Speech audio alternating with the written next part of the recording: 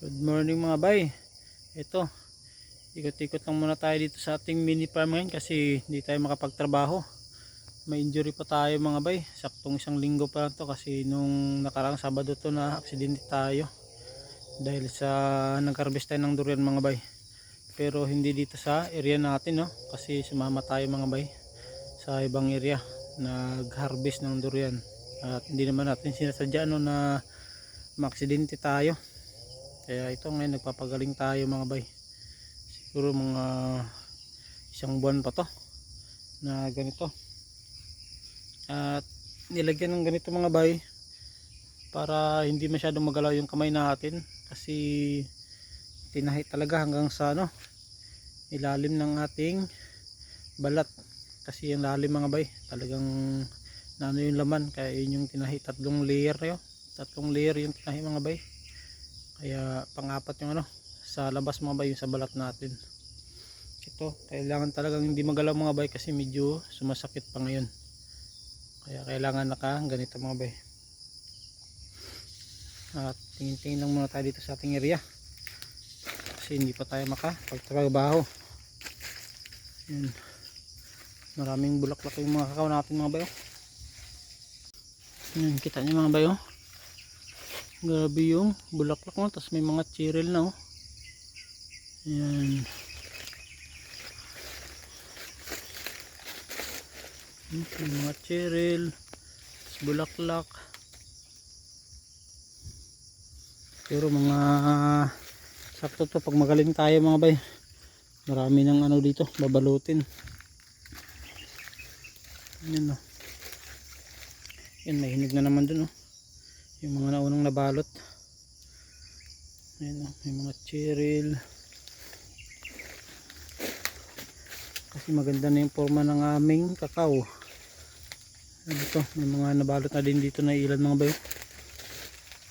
Yan. Pero meron pa rin nag-a-abort talaga Pero tuloy-tuloy pa rin yung kanyang bulaklak. Dito kailangan ng atong sprout removal. Yan, ito mga bay. Marami na din nabalot dito Yan, ito mga ginap natin medyo malaki na din Yan. Ito mga bay. Kapag medyo malaki na ito mga bay, pwede natin itong putulin, itong mga luma.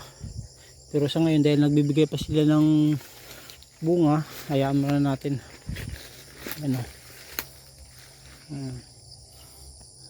Yung mga ibang puno medyo marami na din bunga mga bay. Ito meron pa tayong durian dito mga bay na may bunga. Pero to siya, cob white Yan, medyo marami pa tong bunga mga bay. Isang puno na lang to. Yan. Mga nasa 30 pa piraso yung bunga nito Cob white. Yung puyat, wala nang bunga mga bay kasi nakaraan pinaharvest ko na dito ng buyer kasi hindi na tayo makaharvest. Ayun, naubos na yung mga bunga ng puyat. Ngayon, nag-ano na naman siya, i-sprout. Siguro mga January pupruning na naman tayo dyan mga bay. Kasi ngayon nag-ano sila, nagpa-plasing ng dahon, nagpapakondisyon mga bay. Wala masyado yung bulaklak yung durian natin. Tapos yung doon merong ilan, pero hindi ko sure kung may matira mga bay.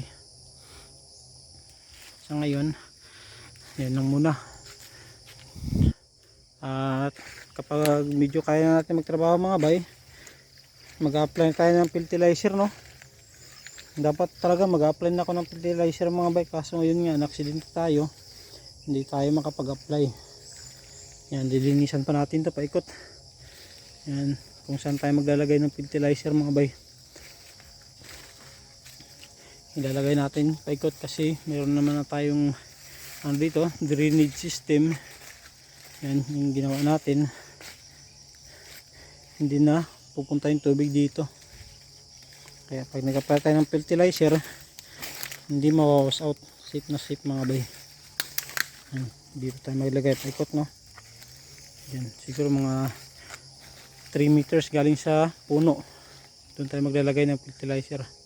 Tapos maglagay na lang tayo dyan paikot ng konti-konti.